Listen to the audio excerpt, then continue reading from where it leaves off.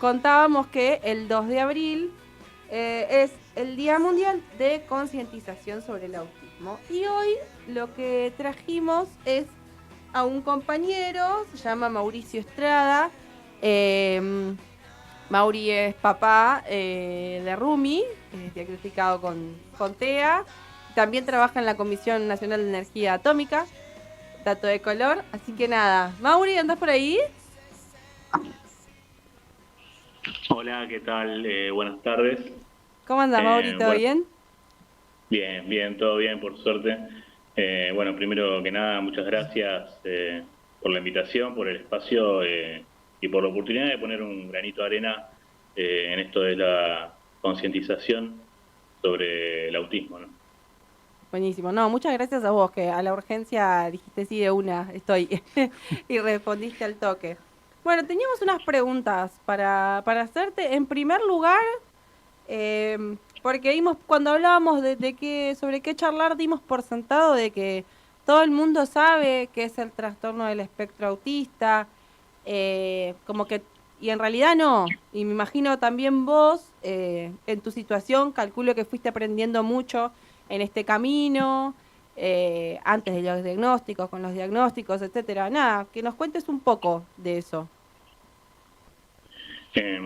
Bueno, sobre todo lo que hay que pensar y lo que hay que tener en cuenta con respecto al autismo, que es una condición y que lo que tiene en cuenta es que son formas también eso es muy amplio, pero que son formas de ser y de estar en un mundo y de sensibilizarse con distintas cosas que por ahí no para todos es igual, ¿no?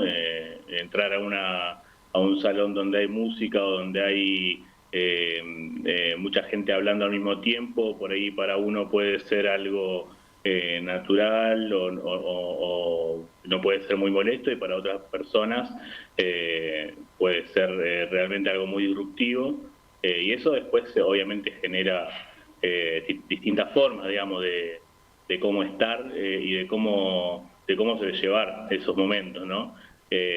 Al ser tan amplio es algo que puede ir variando de acuerdo a esas sensibilidades. Hay personas con autismo que no desarrollan el habla, hay otros que lo hacen parcialmente, hay quienes pueden valerse por sí mismos, otros que necesitan alguna cierta cantidad de apoyos.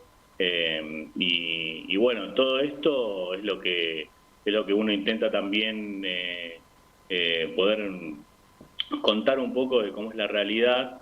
eh, eh, Más que nada, a veces se intenta, o lo que se populariza más es sobre las niñeces con autismo, pero bueno, creo que en el último tiempo también se ha salido mucho y se ha mostrado que hay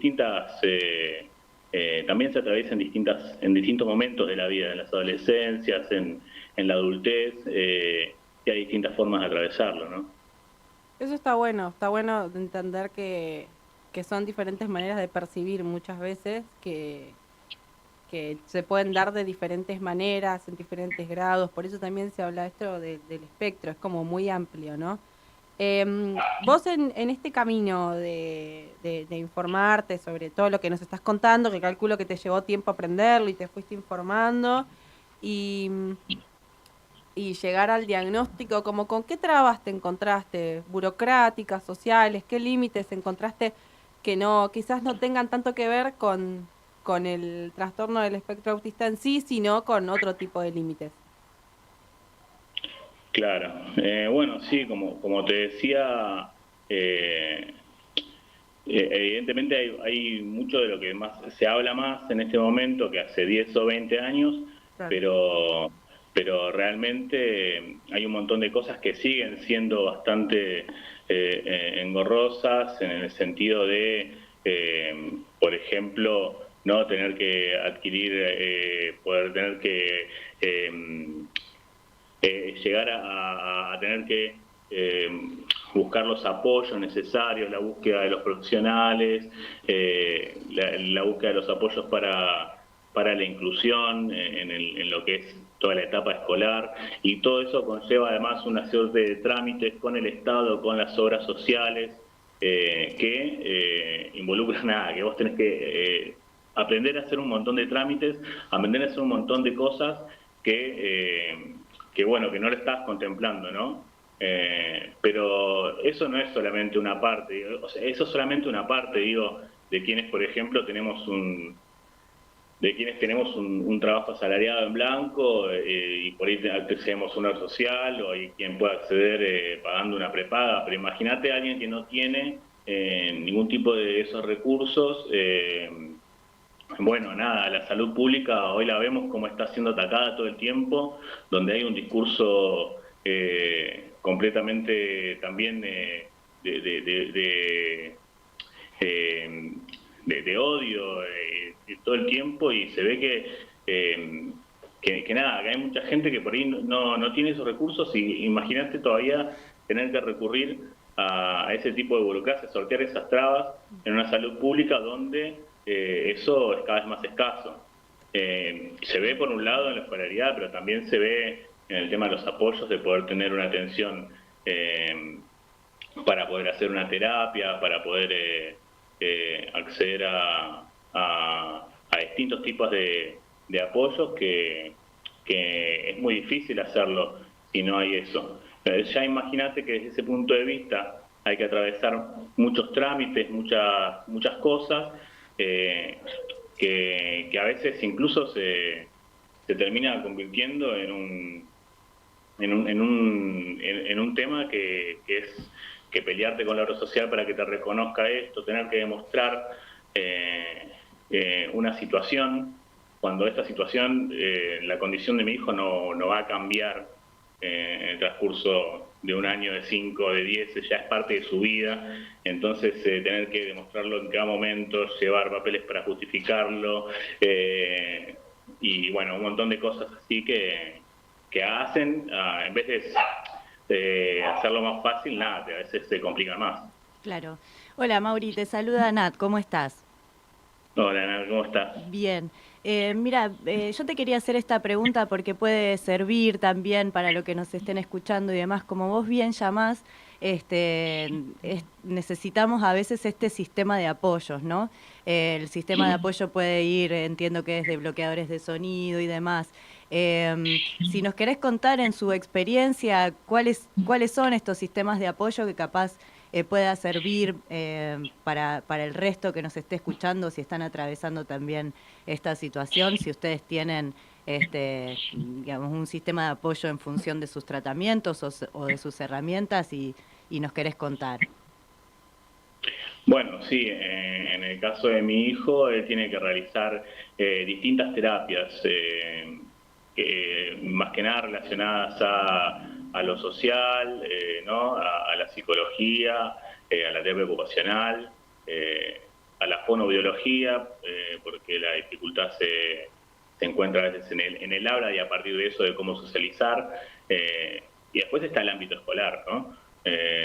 Donde necesitas una parte de apoyo, que son muchísimos trabajadores que hoy en día tienen una precarización brutal, y muchas veces termina siendo eso también más precario, el hecho de que bueno, nada, se va rotando de personas, a veces no se puede acceder, entonces, pero centralmente es eso hoy.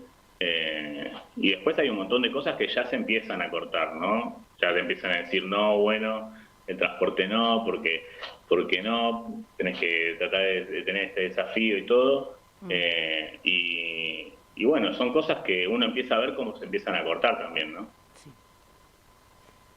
Buenísimo. Bueno, te hago una última pregunta, Mauri, en este sentido que hablabas, para mí re importante el tema, en primera instancia, lo de la salud pública que comentabas, y después también el nivel de precarización que hay, por ejemplo, en el caso digo las chicas porque en general en su mayoría son mujeres, pero por ejemplo las acompañantes terapéuticas que lidian con las obras sociales, que las hacen hacerse monotributista, cobrar no sé cuántos meses después. Bueno, toda una serie de cosas que precarizan aún más la salud, Y bueno, ni hablar, vos lo decías, la gente que no tiene acceso a eso. Yo lo que te quería preguntar es en dónde te organizás y cómo te organizás vos también para empezar a pelear contra todas estas trabas burocráticas que hay, contra el vaciamiento de la salud y demás. Claro, sí, yo empecé más bien a los tumbos viendo cómo era todo y por suerte después empezamos a juntarnos con compañeros que vivíamos esta realidad desde distintos puntos de vista y nos agrupamos en la red de discapacidad, impulsamos compañeros del PTS con compañeros independientes, donde más bien tratamos de buscar una solución entre eh, familiares de personas con discapacidad y los trabajadores de estos apoyos, porque nos parece que no puede ser una salida, digamos, solamente por uno solo de los lados, sino que tenemos que buscar esta pelea, darla todos juntos. Entonces, bueno, nada, organizándonos con los compañeros de la red de discapacidad, que nos pueden buscar en Instagram, así con ese nombre, y en Facebook también. Bárbaro. Y bueno, nada, con ellos nos venimos organizando y también es una manera también de poder ir buscando eso, distintas experiencias, ver cómo resolver distintas cuestiones que se te presentan, ¿no?, en el día a día.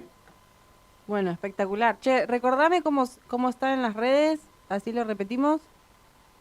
Sí, nos pueden buscar como Red en Discapacidad. Perfecto, Redes en Discapacidad en Instagram entonces. Bueno, Mauri, te Sí. reagradecemos por habernos atendido y nada, te dejamos con lo tuyo que nosotros seguimos con el programa. Te mando un abrazo, Mauri. Un abrazo Bueno, grande. buenísimo, muchas gracias por el espacio. Chau, chau.